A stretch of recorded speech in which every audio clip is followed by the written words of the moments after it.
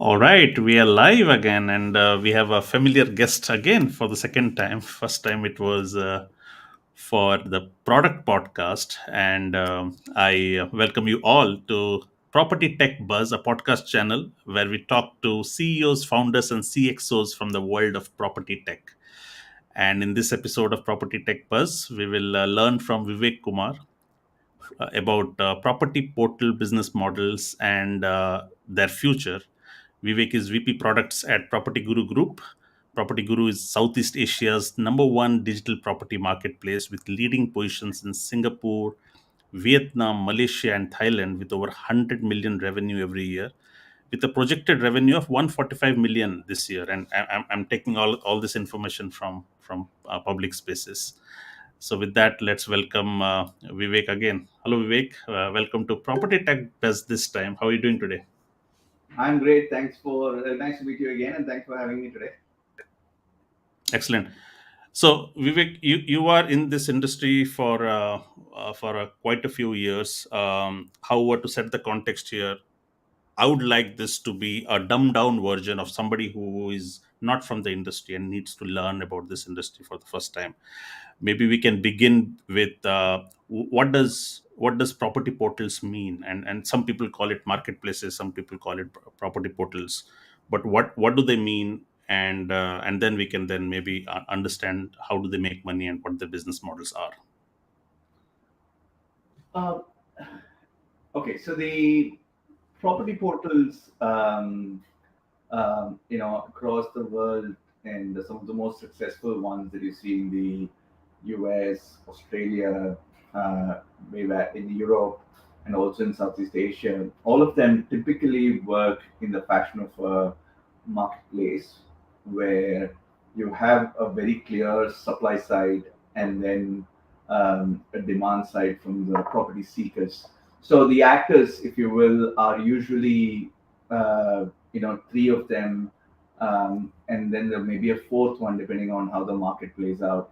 The three actors are, you're talking about people who are seeking property, the real ones who create the demand in the market.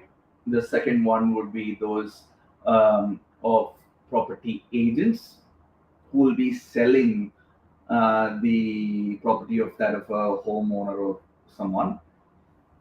In third one would be a property developer who actively participates to create the new development of property and then sell them out.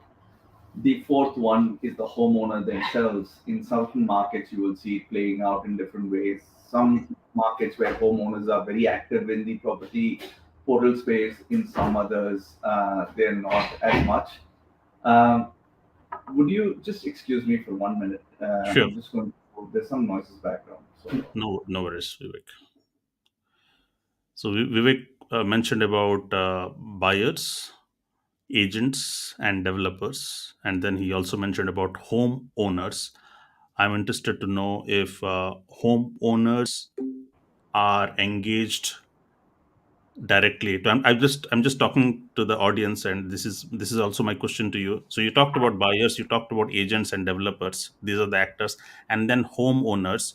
Are these homeowners engaging in the portals to sell directly, or they would still work with agents to sell their properties off? and this depends on the market. In some cases they do, some cases they go through the agents, and we see these configurations play out in different ways in different markets.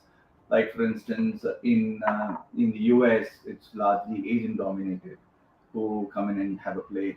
In Australia, you see homeowners do have a stake in terms of how they liaise with the property portals. In India and Pakistan kind of countries, you see that property developers have a larger flaw in the market. So depending on the markets and the dynamics, you see that different actors, have a larger play in the system. So that's kind of the four major actors, and then the fifth one in the scene, and that's an invisible one. They may not directly come as a customer to the property portals slash marketplaces, but these are the regulators and the regulators who might play a very important role. Now, when I say regulators, regulators in terms of the governing body, in terms of how a property market is being regulated, governing body in terms of how the agents are, you know, conducted in the market. So they like in Singapore, we have Council of Estate Agencies, so CEA, which regulates, uh, they go through regulates the agents in the market. So the agents go through a certain set of training and certification to stay really relevant, and upskilled all along through their journey as an agent in the market. So you will see that there are different. These are the four, five major actors, and the regulator is an invisible one, and they will have an a role to play in places where markets are not regulated. You see that it's far more unsettled and a little more chaotic as against where you see that the regulators have a strong hand in play. So that's kind of the market dynamics to work with. So essentially, the property marketplace is about finding a way to work with these actors and, in a sense, fulfill the supply that is there in the market using the demand. That's largely it, simply put, right? So, for instance, there is the property developer, the homeowners who want to sell their property, and then there are property seekers who are wanting to come and buy the property. And again, there are the way I it would be good is if you're from a consulting background, then you might want to imagine this as a two by two, where you see buy and rental on one side. Some people go out and buy a property, some people will rent a property, and within buy, there are two configurations. Either you buy a new homes or either you buy a resale home. That's largely it in terms of the property buying and selling. Now, this is the first cut. Now, what we are also seeing in the property world emerging is this model called iBuyer, which is still under question as to how this is going to pan out. But iBuyer is now, when I said that under the buy there are two categories: resale and new homes. If you just take the buy and resale, someone has just segmented this part of the journey and created a business out of it. So I, as a homeowner, if I want to sell my property quickly, iBuyer, like OfferPad and Open Door, they would come buy my property immediately and flip it out. And this will go on their books and then they flip it out. And as a seller, I get extraordinary peace of mind to complete my transaction pretty quickly and at a good market value. So that's largely your property portals. And then the third variation you also see in the property portals is this digital agency space, such as Purple Bricks in the UK, and you've got Redfin. So that's kind of the three different models, but predominantly what is there is that of a marketplace. Now, one interesting thing, trivia about the property space, however, is that it's a winner takes all market, especially if you're a marketplace across most places that you operate. So, are you familiar with Mike Delpre? Yes. Yeah, so Mike Delpre has this nice graph where he has depicted that.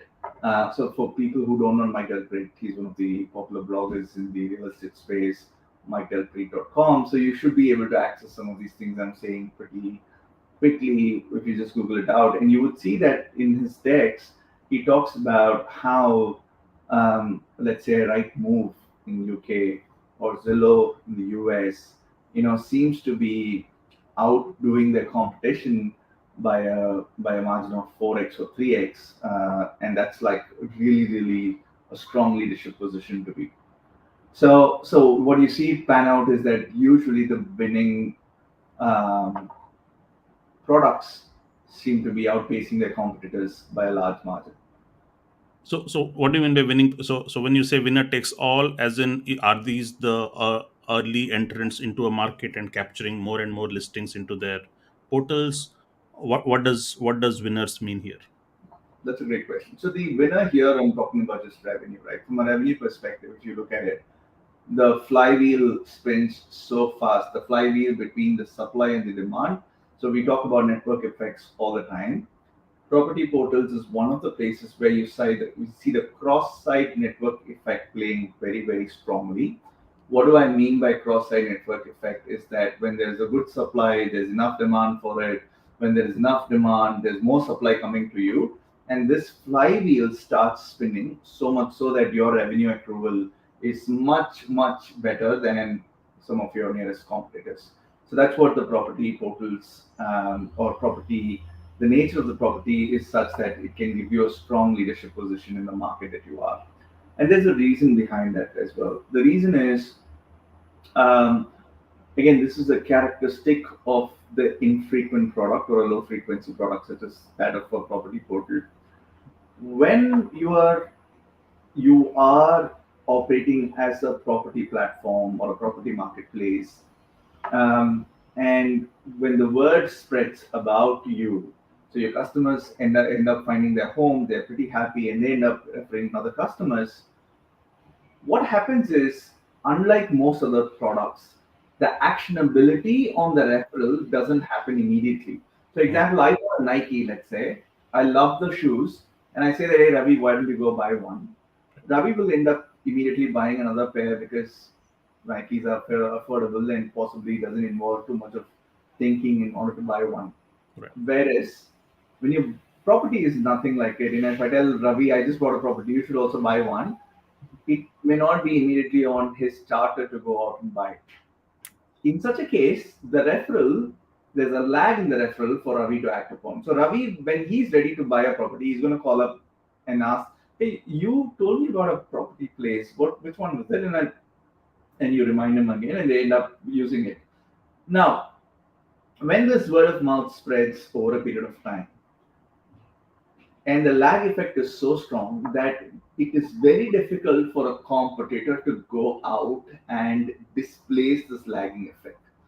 Even if you outspend the incumbent in the market, the mind share that the market leader actually holds is so strong that this virality cycle time, if I talk it technically, is so lagging that it takes a lot of time to replace that brand in the mind of people. And hence you see the cross-site network effects, that is the supply and demand reinforcing each other, playing so strongly that they end up being in a much stronger leadership position in the market as against most of the categories that you could look at. So that's a unique speciality of a property marketplace. Got it. So my question to you is, does a major player have an advantage over a new entrant? And the reason being, do the existing market leaders have exclusive rights on listing the properties, or a same property is listed in different portals? Could you shed some light there as well? Okay, I need to unpack your question into two parts. The first one is, do they have an advantage over the newcomers? Again, it depends on the state of the market, how well established is the market leader. All of these things are a question.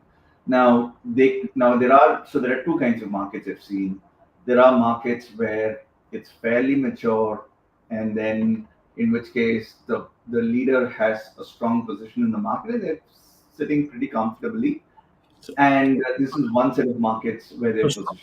strong position means maximum listings and more headspace of people go there. It gets more organic traffic and most listings. That is what a leader is, right? Correct. So we will break this down. For now, let's use revenue as a proxy for all of these Revenue. things. Okay. Right? Okay. Right? And then we will unpack these things later in the conversation as to how revenue is driven, in fact. But let's say in a reasonably well defined market, which is very strong adoption of property marketplaces. In such markets, you might see that there's a leader who's already emerged and they're sitting in a strong position. That's one kind of leader that we're talking about. Right. The second kind of markets, which I see largely in Asia, are those where the market category itself, the category of property portal itself is not mature enough, meaning not everyone is going through a property marketplace to find their homes. It's very high touch, very socialistic society. So an uncle and aunt or someone who or a neighbor will tell them that, hey, why don't you go buy that property? And the people end up buying it, and they don't embrace the digital opportunity that exists. And in such markets, even if you're a leader, as against the next competition, you're still fighting with the category penetration in that market. So these are two distinct things to remember in mind. So if you are in a market which is still not penetrated high enough, your position doesn't really mean much at this point in time. So there, we're all still figuring as a system. I mean, the whole bunch of competition together is figuring as a system how to grow the market and how do you penetrate this uh, into a stronger digital adoption in everyday's life, in a property seeker's life.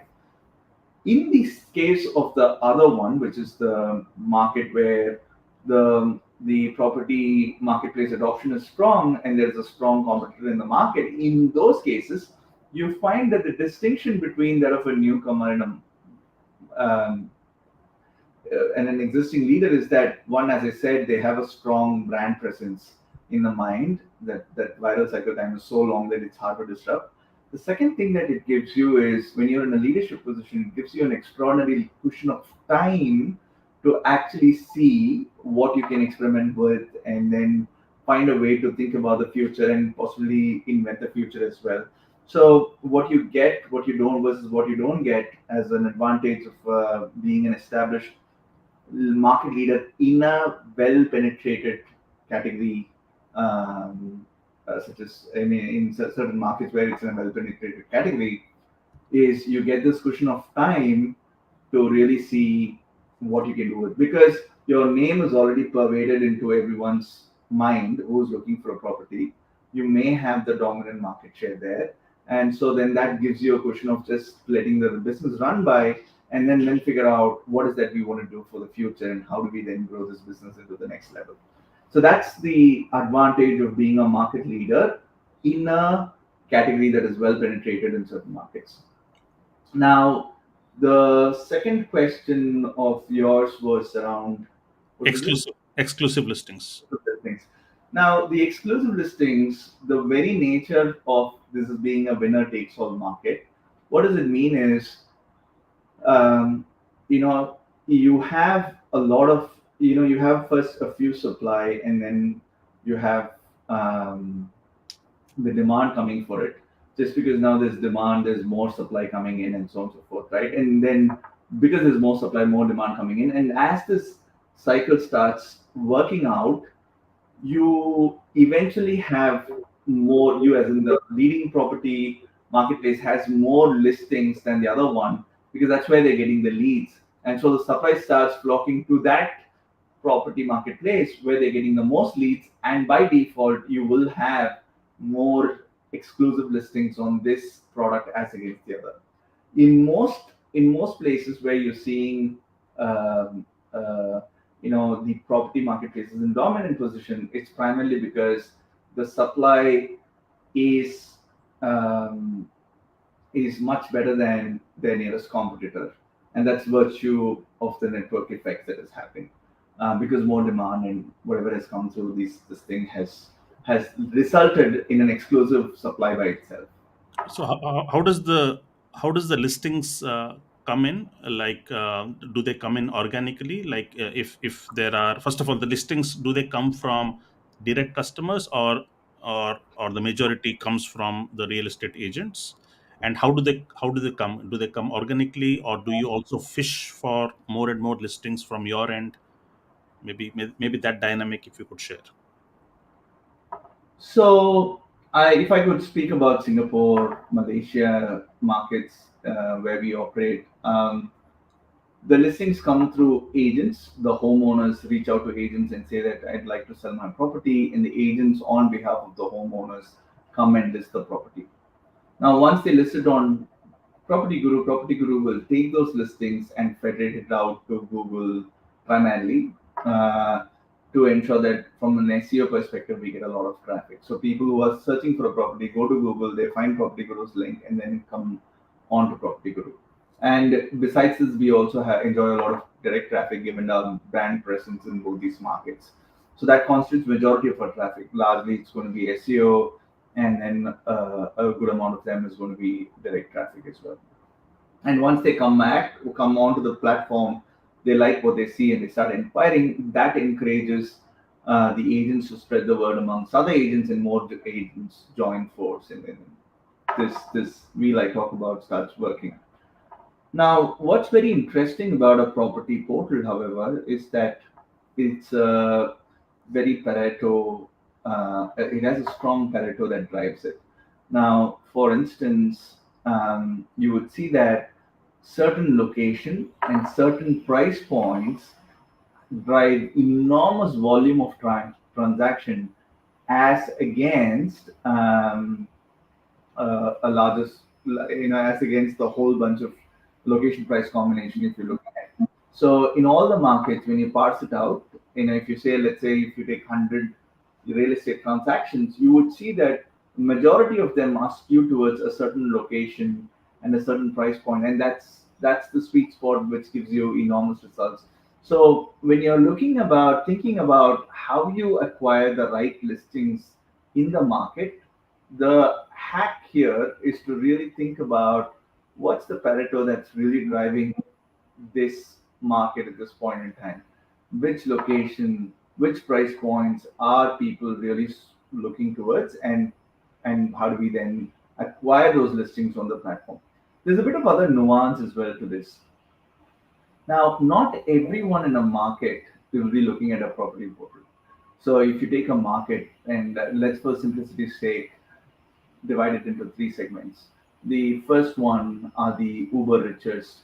Let's say they've got flush of money.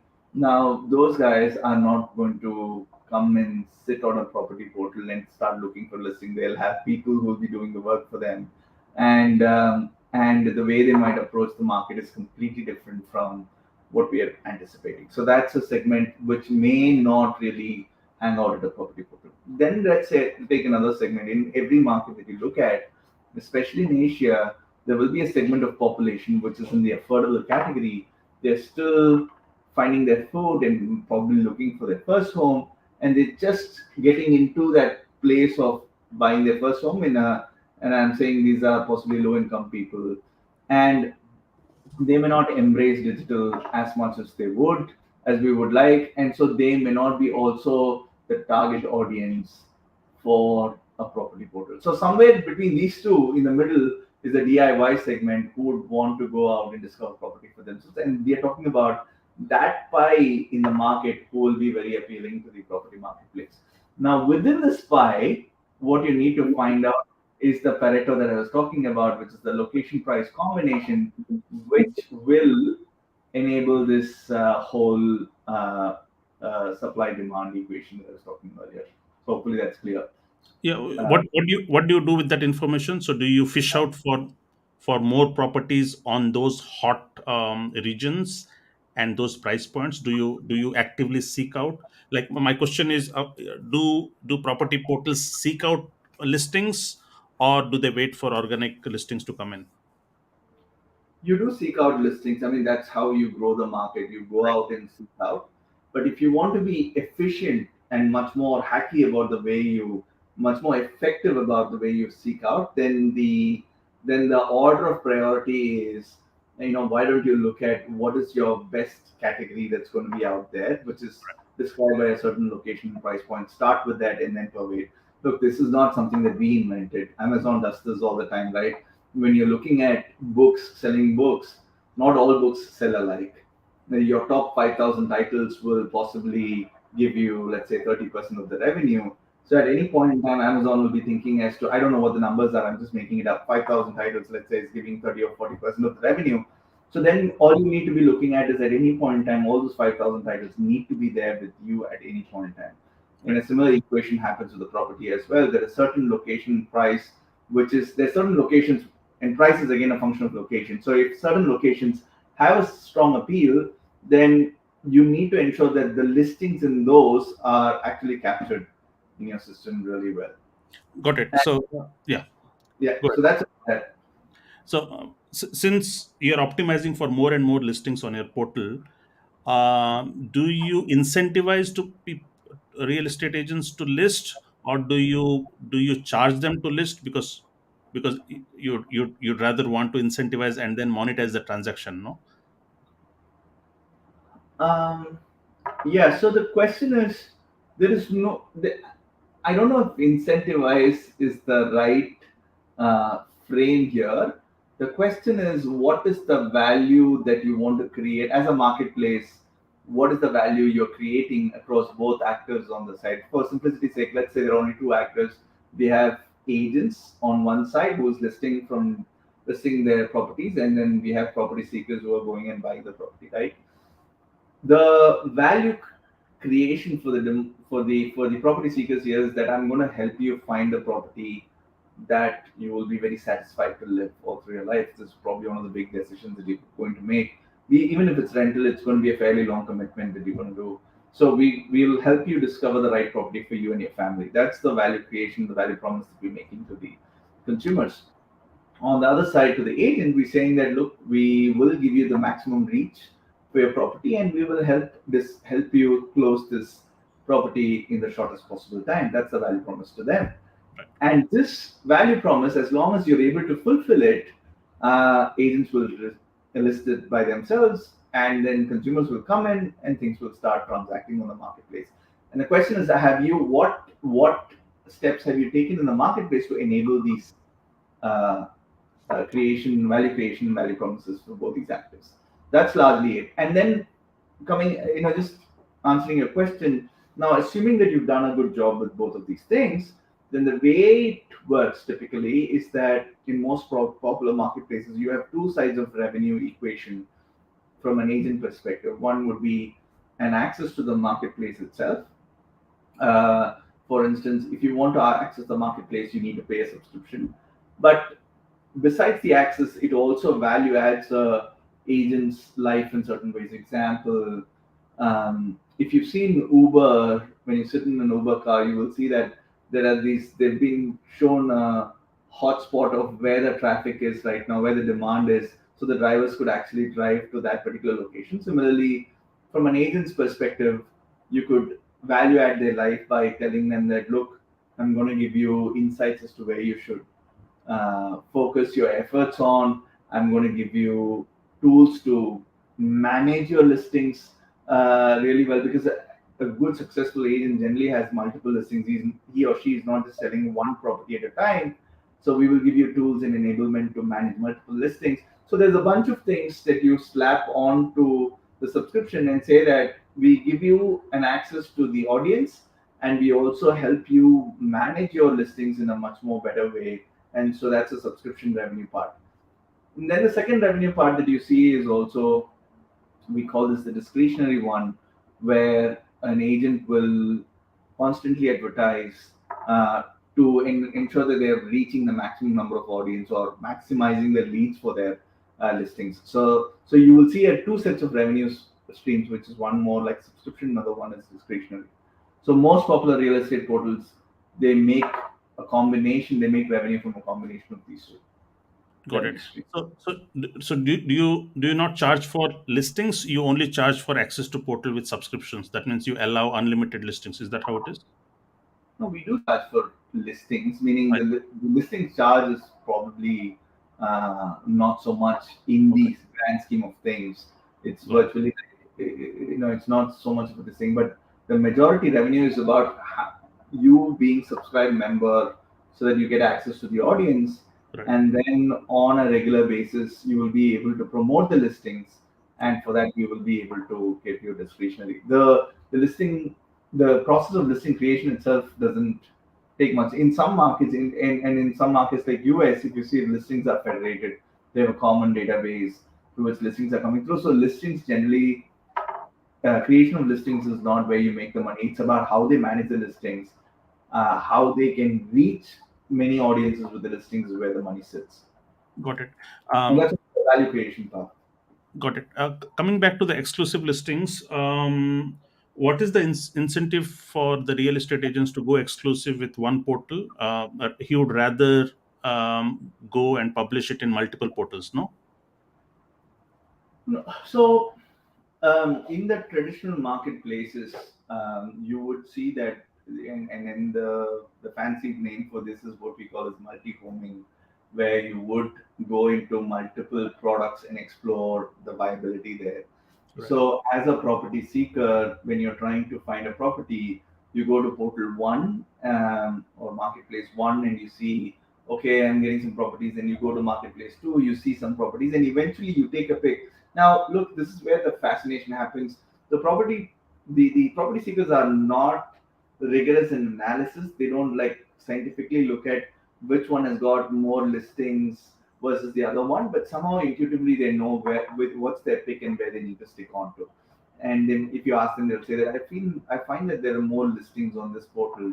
They may not know the numbers and stuff, but intuitively they get it, and they then pick up where they want to hang out more.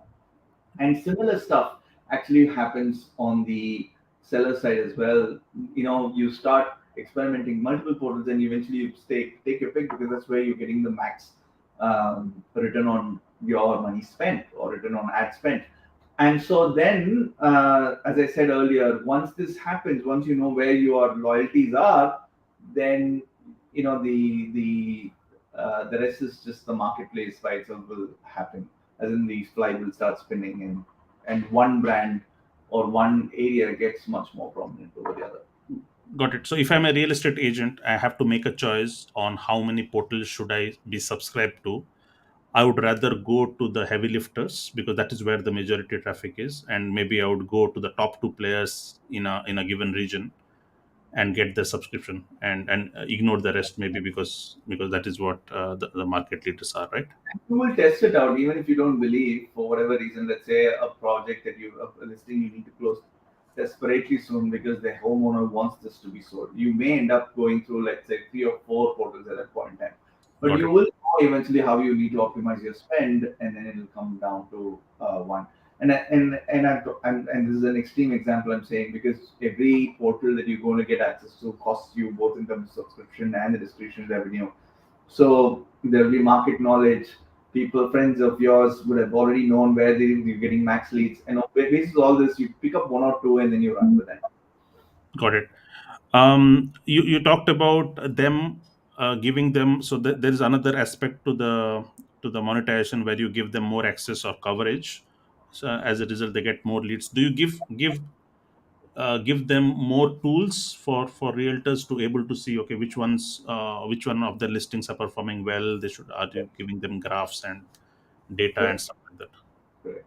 So look, the value metric for us when you're looking at a subscription model is the number of concurrent listings. So let's say Ravi and Vivek are two agents, and Vivek has, let's say, five concurrent properties at any point in time he's managing. Ravi has 20 concurrent properties he's managing, because he's a much more successful agent. Now, the complexity in both the lives are very different, because Ravi has much more complex life, given that he has to manage 20 properties in tandem as against Vivek. Then the logical next question is, okay, so how do I enable Ravi to manage these 20 properties in an effective way? So then you put these, then the value proposition could be, what, one way I can do this is help Ravi get better insights around his existing properties. You can give him better insights about how to find out future properties. It could be about how can Ravi brand himself and his properties as against the competition who's out there. And then, so there are various ways in which you can load up the value on this to help Ravi manage those 20 listings as against Vivek doing those five listings. So the complexity here scales with the number of concurrent listings that an agent has, and your subscription uh, package will create value to manage that complexity as it scales. So that's largely it. Okay. You mentioned about the fifth player very briefly. You talked about digital agencies like Purple Bricks in the UK. Do you want to explain how they are different than others? What do they do? It's just that the fulfillment, the agents are on their payrolls as against, so the marketplace in a puristic sense, the agents are not owned by the property marketplace, neither are the consumers, right? Both of them are just coming onto the platform to transact. But in the case of digital agencies, by the very name they are called agencies, they own set of agents who are in their payroll. So on one side, they hack up the consumer lead. The consumer lead comes on to them, and the agents go on to fulfill them. So that's kind of the difference out. So real estate agents could be individual agents, and they could be real estate organizations, which you call it as agencies. It's correct. Correct. Got it. Excellent. And then there are, I have also seen that there are real estate agents, even individuals, who run their own lead generation websites True. where they give free valuation. My question to you is, would they prefer to brand themselves on portals, or would they like to have their own websites? Do they is there a choice there, or Look, at the end of the day, it all depends on how many eyeballs you're getting. Some getting? people might be really good at this and they may be able to draw on traffic. And it's not necessary that they're just restricted to the property portals. They will try their own websites. They may go into Facebook. They may go into Google. They will have other channels to look at it. But what you get with the property marketplace is largely a very high intent traffic which is looking to transact on property. Unlike most of the places, you're not on Facebook to buy a property, you're doing something else. And as a matter of fact, you look at a property ad. Whereas in a property marketplace, your sole purpose is to find out something. So Mhm. you're putting an audience which has got high resonance with you at that point in time. And that's the difference between there. And also the larger question is, by the virtue of aggregating the listings on one side and the demand on the other side, the portals are supposed to give you a lot more reach as compared to the rest. Now again, I'm not saying that agents can't do this by themselves, but it's the same reason someone is selling on Amazon versus setting up their own shop. Just because Amazon already has enough people flowing into them. So instead of reinventing the wheel, you just put up a shop there and try sell it to those people out there. Got it. So the revenue models are access to portal subscriptions and listings, and then exclusive, branding and reaching out, giving them more reach. What about commissions from actual transactions that are happening? Does it happen on the portals as well? It doesn't, right? So portals largely are left to discovery path alone. Mm. So the portal's role is just to help you find leads or the consumers who are interested in transacting with you. But a lot of these things happen offline. And so that's one of the reasons why in the ICE theory I talked about control over experience. There is a good amount of experience that actually some of the critical aspects of property transactions happens outside of the portal, which sometimes the property portal slash marketplace is not privy to. Got it. Okay. So no commission earnings from the transactions, but the But some of the good property marketplaces try play an active role in terms of deepening their engagement with this, both on the agent side and the consumer side, to ensure that at least they have a meaningful share in the commission that the agents are getting of transacting. So suppose someone transacted a $1 million property and they got a commission of 2%, which is $20,000. In very evolved markets as such of if you look at US, the agents are at a place where they're getting at least sorry the property marketplaces are at a place where they're getting at least 10% of the commission that an agent is getting. So that's a that's something 10 to 12%, 15%. The numbers differ, but they have a certain degree of um, uh, deepening engagement in this relationship between the consumer and the agent, so that they get a reasonable pie in that commission structure of the agent. okay. So help me understand this. You mentioned about Mike Deprek, and this is a very commonsensical question, very simplistic question, but it has never changed over the course, because everybody imagined that once property portals would come up, then the business of real estate agents would go away, right? Because okay, what do buyers want? Buyers want transparency. There is obviously all transparency is now given to them. They have the power, so you are connecting the buyer and seller What is your opinion on the role of real estate agent here? Do you see them continuing in the future days to come as well, or do you ever see a possibility that they will have enough transparency of data and power to do the transactions right on the portal, or directly buyer and seller?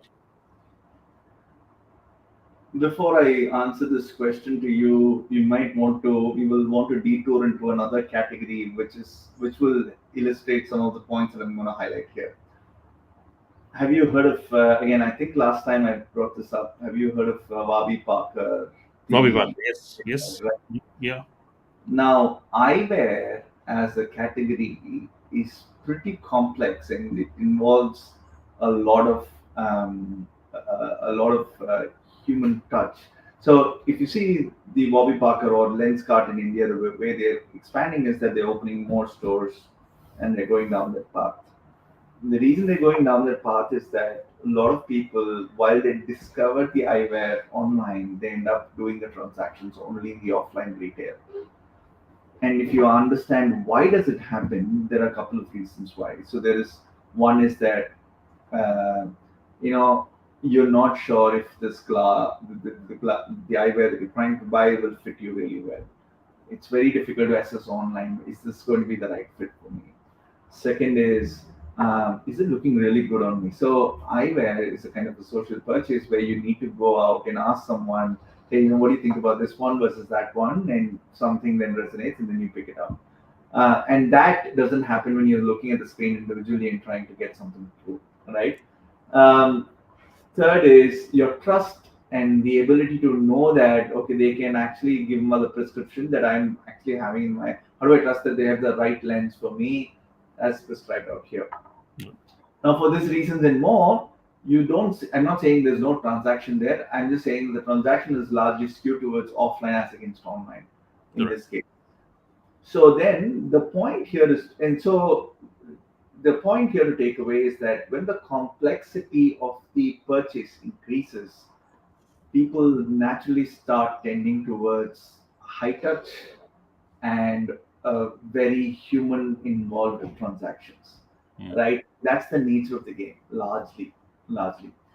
Now, then the next lens to apply. So then, if you take this analogy and then just transpose it to you, property purchase is as complex as it gets.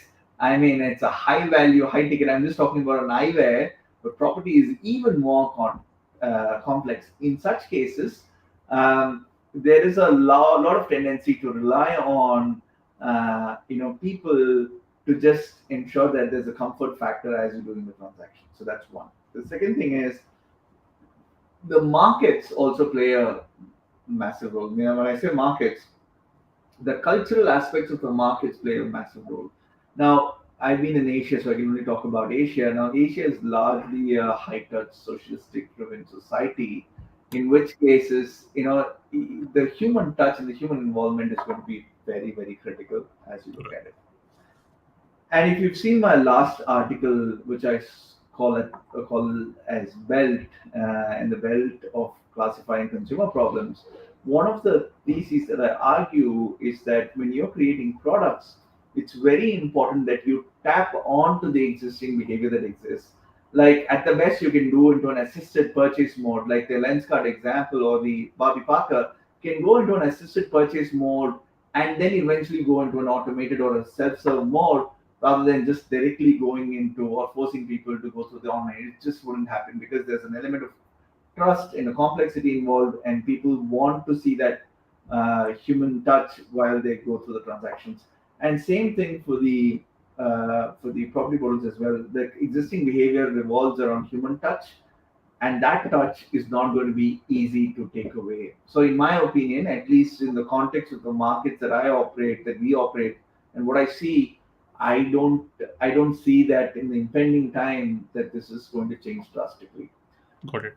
Um, there are also other secondary factors that are there, which is very important. Example in US, when Open Door came up, revolutionizing this iBuyer model, one of the things that aided them really well was the transparency in the market in terms of how, which like if you look at the way they operated, they went into certain set of cities like tier two cities, Las Vegas. and Dallas. They were operating in only the tier two cities, and they knew which price point they were operating in. They had a wealth of data to actually play around with this. And if you look out again back in Asia, there are not many markets that could claim having that level of transparency or data about the property itself. So a lot of secondary factors need to enable to displace agents, and then culturally you need to have that kind of environment. I think these factors put together will not be very conducive in the near term that I look Got at. it. It's just last couple of questions here.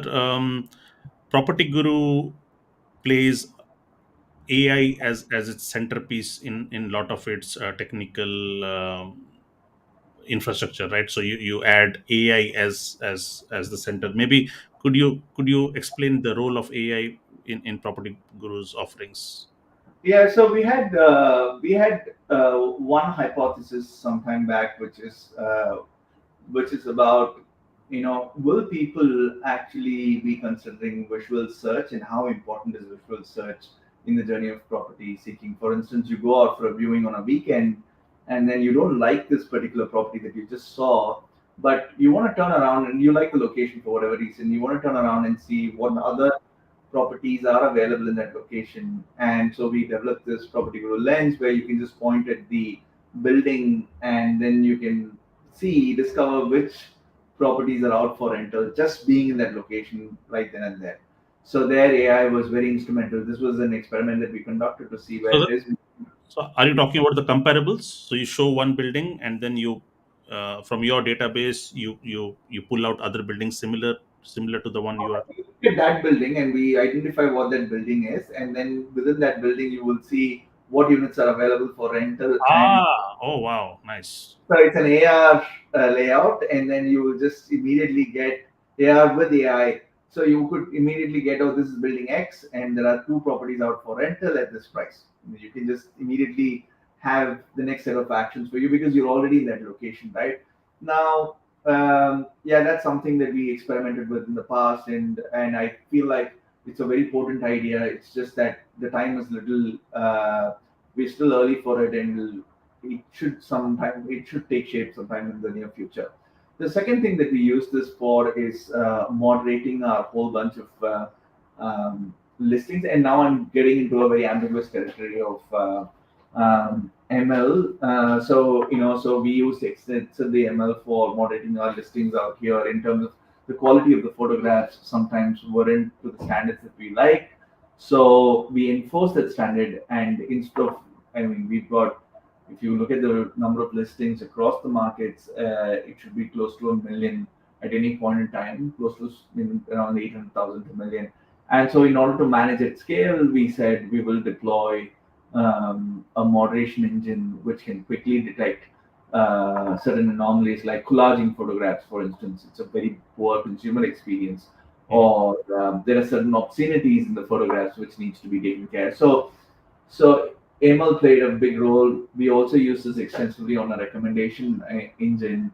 And there are also thoughts about, now going back to the AI, how can we then use this for some of the search aspects using NLP and what have you.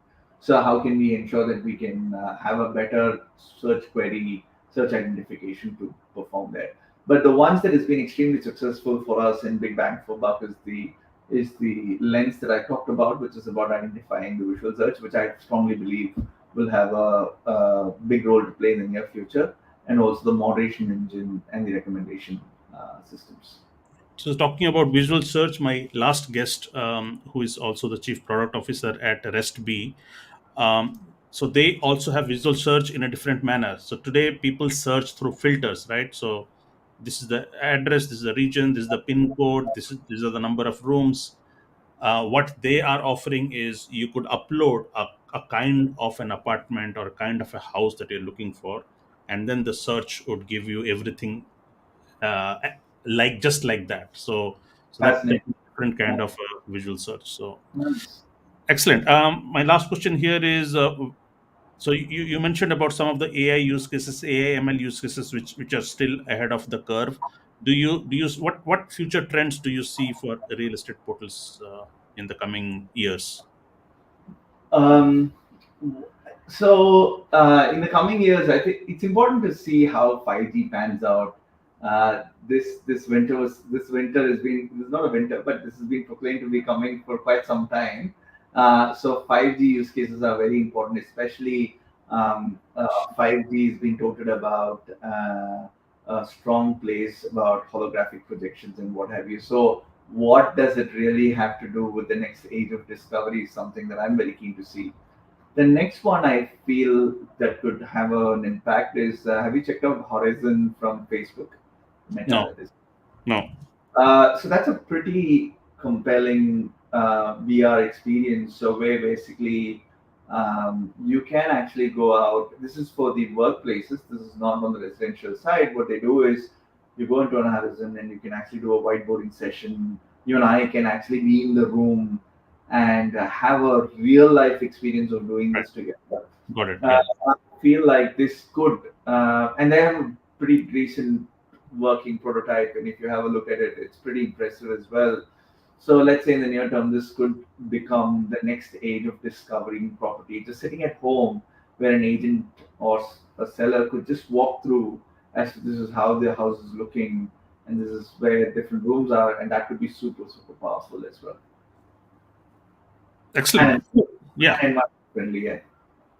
Excellent. Well, thank you so much, Vivek. This brings us to the end of another insightful. So, two in a row, very, very exciting, very insightful, at least for me and anybody who wants to have a one-on-one a sort of a master class on how property tech, how property portals work. Thanks, Vivek, and looking forward to maybe have another conversation in a couple of months from now, because I think you have so much knowledge to share. You have so much aspects to share, and I've never run out of ideas when I talk to you. So thank you so much again, Vivek. Always a pleasure, Ravi. Thanks for having me. Looking forward. See you around.